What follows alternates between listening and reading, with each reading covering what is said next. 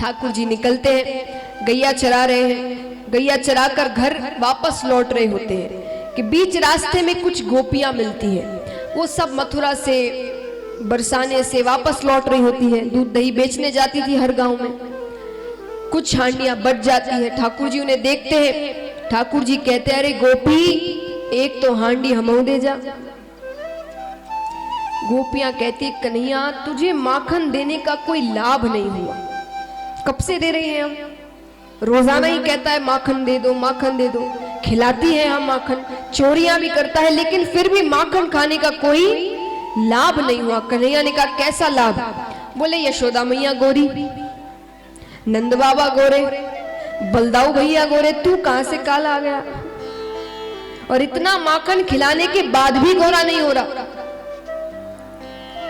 ठाकुर जी को आया क्रोध। ठाकुर जी नीचे से पत्थर उठाए, सारी हांडियां फोड़ दी। अब सर पे हांडियां रखी थी तो सब माखन दूध दही शरीर पर गिर जाता है।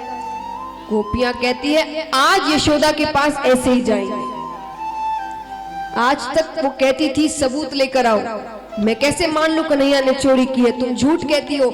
आज तो हमारे पास सबूत है, रंगे हाथों पकड़ा है हमने कन्हैया को, आज तो यशोदा को अच्छे से बताते। अब यहाँ गोपियां निकल रही है, ठाकुर जी ने कहा अगर ये गोपियां घर पहुंच गई तो आज तो पिटाई पक्की है। तो कैसे तैसे गिरते पड़ते भागते दौड़ते गोपियों से पहले ठाकुर जी घर पहुंचते हैं। घर पहुंचने से पहले घर के बाहर अपना श्रृंगार बिगाड़ लेते हैं, काजल बिगाड़ लेते हैं, मुकुट थोड़ा टेढ़ा कर लेते हैं, कपड़े बिगाड़ देते हैं, मिट्टी में लोटपोट हो जाते हैं और फिर घर के द्वार में रोते रोते घुस रहे हैं।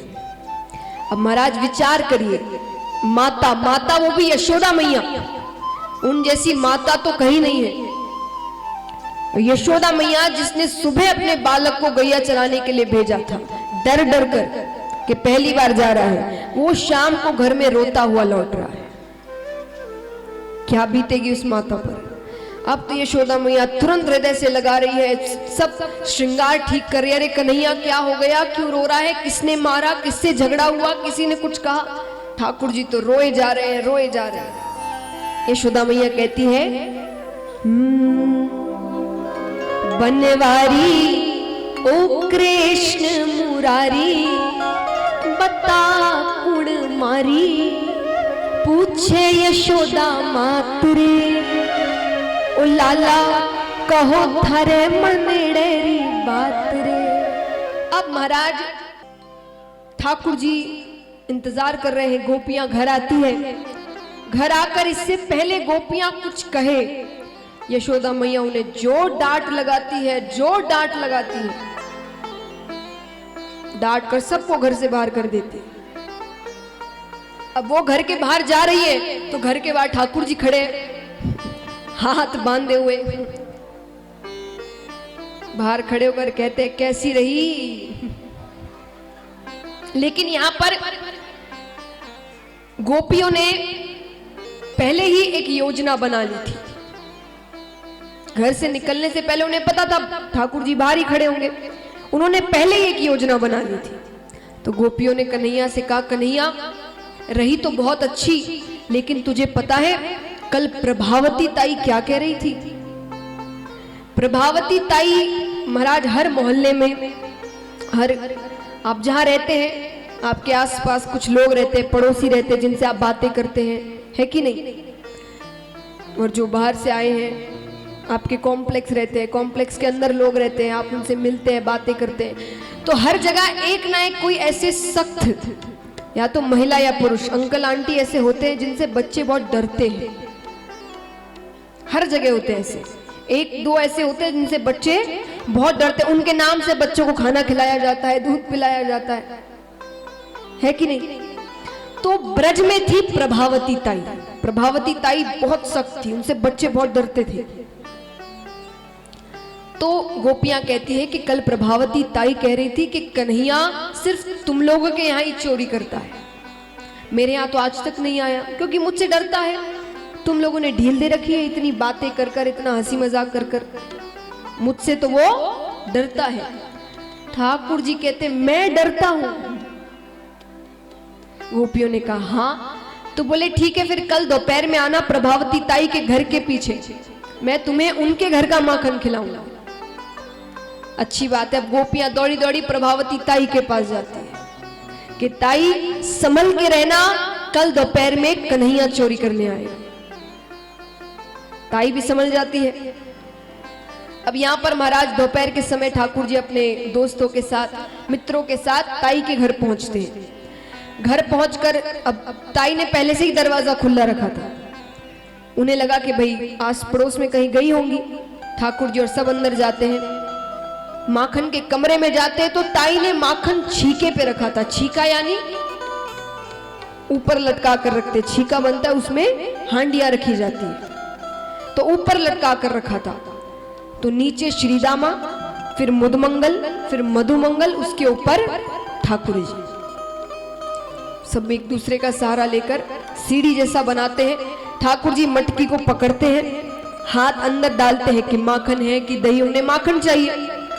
हाथ अंदर डालते हैं, अंदर डालते ही पीछे से प्रभावती ताई आती है।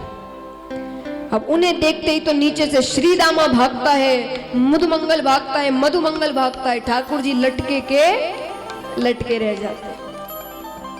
अब यहाँ ताई कह रही आज रंगे हाथों पकड़ा है तुझे। ठाकुर जी कहते रहे ताई मुझे नीचे उतार, ये पकड़ना बाद में, अभी नीचे गिर गया तो मर जाऊंगा और मर गया तो रोती रहना बाद में। ताई उन्हें गोद से नीचे उतारती है, हाथ जोर से पकड़ कर रखा है, खींचते हुए लेकर आ रही है। आज यशोदा के पास जाती है। बहुत कहती थी मेरा लाला बड़ा भोला है, मेरा लाला बड़ा अच्छा है, उसे कोई समझ नहीं है, इतना सीधा है। आज तुझे मैंने चोरी करते हुए पकड़ा है, अपने घर में पकड़ते हुए खींचते हुए ले जा रही है। ठाकुर जी कहते अरे ताई मुझे छोड़ दे, सब ब्रजवासी देख रहे हैं, सब कहेंगे कि नंदराय का छोरा चोर है। प्रभावती ताई ने कहा कहेंगे नहीं, सबको पता है कि नंदराय का छोरा चोर है। एक तेरी मैया को ही नहीं पता, बाकी पूरे ब्रज को पता है कि नंदराय का छोरा चोर है। ठाकुर जी कहते अरे ताई बरसाने से किसी ने देख लिया तो मेरी शादी नहीं होगी। विश्वानु जी क्यों राधा को देंगे मुझे? ताई ने कहा बात तो सही है, चोर को कौन अपनी बेटी दे, लेकिन इतनी मुश्किल से हाथ आया, आज कैसे छोड़ दे? ठाकुर जी ने कहा तो अच्छा छोड़ती नहीं हो तो ये अपना जो पल्लू है ये मेरे चेहरे पर डाल दो, मेरा चेहरा तो ना दिखे, किसी को पता तो ना चले कि किसको लेकर जा रही हो। ताई ने कहा अच्छी बात है। ताई ने अपना पल्लू लेकर ठाकुर जी के चेहरे पर डाल दिया। घर पहुंचती है यशोदा मैया के, जोर से आवाज लगाती है अरे यशोदा देख तेरे लाला को आज रंगे हाथों पकड़ा है मैंने, मेरे घर पर चोरी कर रहा था।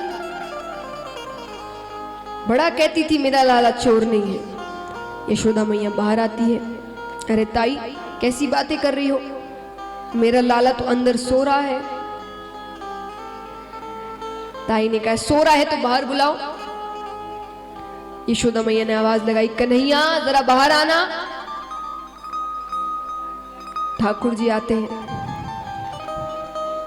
आंखें मसलते मसलते, जैसे कितनी गहरी नींद से उन्हें उठा दिया किसी ने। आकर कहते हाँ मैया।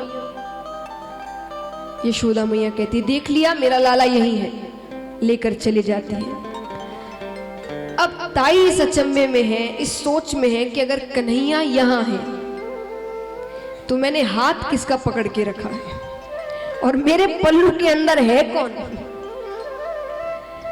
डरते हुए संभलते हुए पल्लू को उठाती है और जो दृश्य देखती है वो दृश्य देखते ही बेहोश हो जाती है।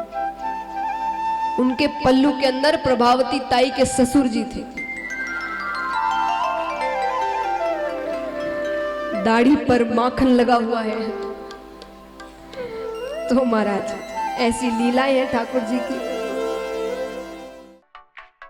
सब्सक्राइब करें टोटल भक्ति को। अब हमारे वीडियोस को सबसे पहले देखने के लिए बेल आइकन को दबाना ना भूलें। इस वीडियो को लाइक और शेयर जरूर करें। आप हमारे चैनल को सब्सक्राइब भी कर सकते हैं।